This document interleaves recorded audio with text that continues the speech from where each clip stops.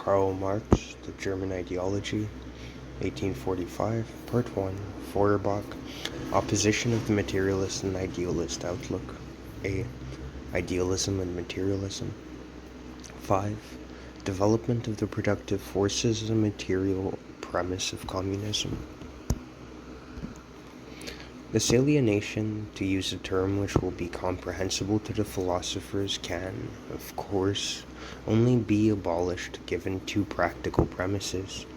For it to become an intolerable power, i.e., a power against which men make a revolution, it must necessarily have rendered the great mass of humanity propertyless, and produced at the same time the contradiction of an existing world of wealth and culture, both of which conditions presuppose a great increase in productive power, a high degree of its development, and, on the other hand, this development of productive forces, which itself implies the actual empirical existence of men in their world historical, instead of local, being, is an absolutely necessary practical premise, because without it, want is merely made general, and with destitution the struggle for necessities and all the old filthy business would necessarily be reproduced, and furthermore, because only with this universal development of productive forces as a universal intercourse between men established, which produces in all nations simultaneously the phenomenon of the propertyless mass,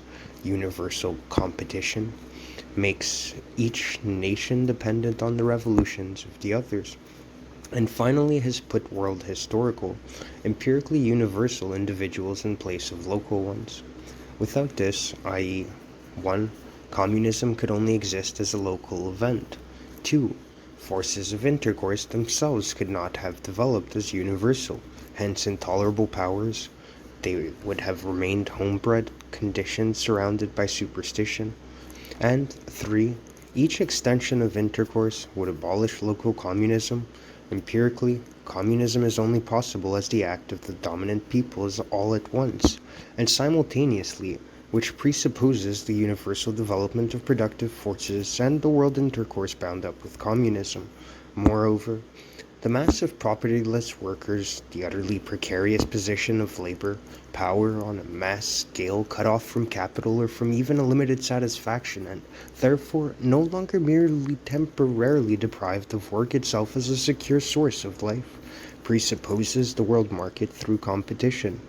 The proletariat can thus only exist world historically, just as communism, its activity, can only have a world historical existence. World historical existence of individuals means existence of individuals, which is directly linked up with world history.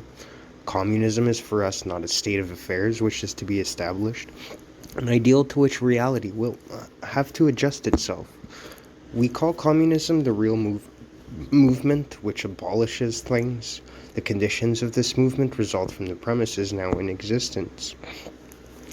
In the main, we have so far considered only one aspect of human activity, the reshaping of nature by men; the other aspect, the reshaping of men by men, intercourse and productive power, origin of the state and the relation of the state to civil society.